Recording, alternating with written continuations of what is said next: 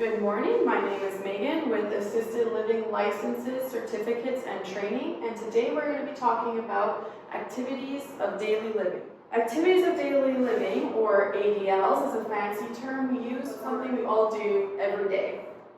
Arizona legislation regarding assisted living has broken down ADLs into 6 categories. Number 1, there's eating, so getting food or fluids into the digestive system. 2, bathing, so that means washing, rinsing, and drying the entire body. Grooming, which involves washing your face and hands, nail care, oral care, hair care, etc. Toileting, emptying the bowel and the bladder. There's dressing, which is putting on and removing articles of garments that are appropriate for the weather conditions. And ambulation. Ambulation can be broken into 2 components. Number 1, getting in and out of bed or chair. And number 2, mobility, so a resident's ability to move within the residential environment. In assisted living, there are residents that need assistance with 1 or more or all of the 6 activities of daily living. And that means they require assistance from a caregiver. Whenever a caregiver provides assistance, that caregiver is required to document the assistance that was given. Prior to 2013, this documentation was optional, and since 2013, it has become mandatory. Most caregivers in recent years would be simply placing a check mark next to the ADL, which required assistance. However, in the past year or so, surveyors from the health department have come and they will not accept the check mark. Rather, they prefer initials or a signature next to the activity or task. In order to be compliant, you need to have your name, signature, and initials at the bottom of the flow sheet of the caregiver that is providing the assistance. So, for example, my name is Megan.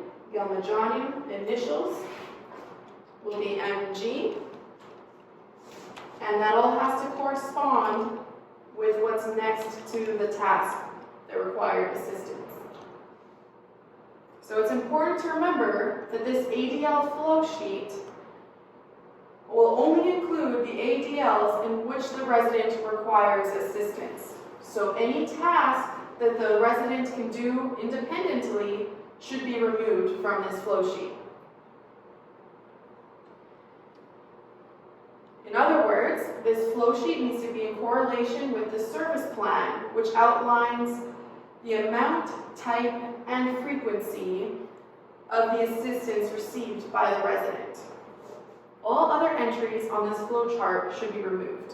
All right, let's take Willy Wonka, for example.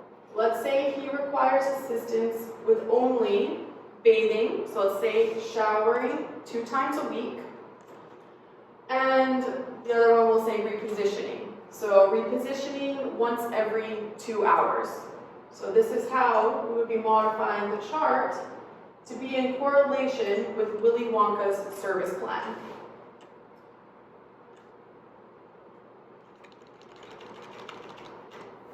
When you see here, we're doing the amount, type, frequency in which the service plan would outline.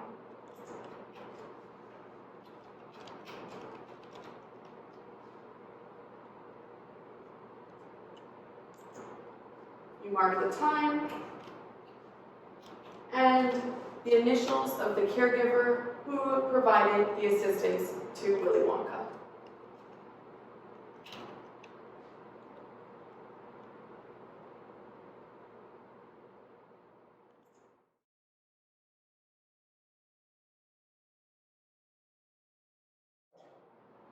All right, as you can see, we're removing everything else in which we were not giving assistance to Willy Wonka.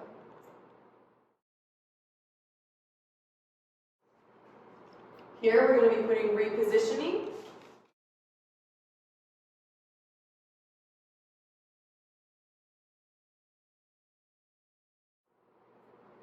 Every 2 hours.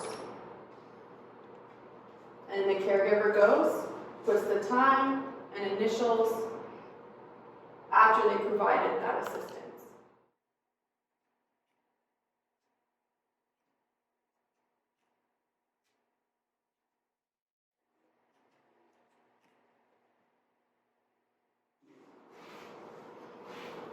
All right, as you can see, this is an example of a modified flow sheet.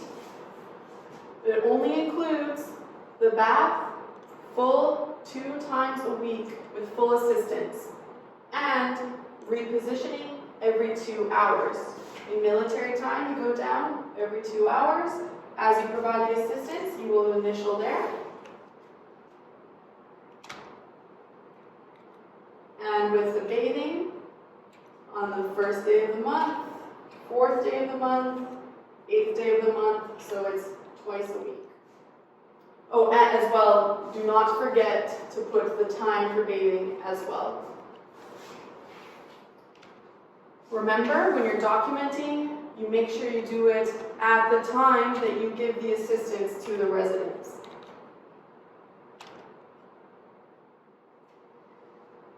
Alright, that's all for today. Keep up the good work, stay in compliance, and keep your facility deficiency free. If you would like a mock inspection, a pre-survey check, updated forms, or policies and procedures, do not hesitate to call us at 888-444-3210. Thank you.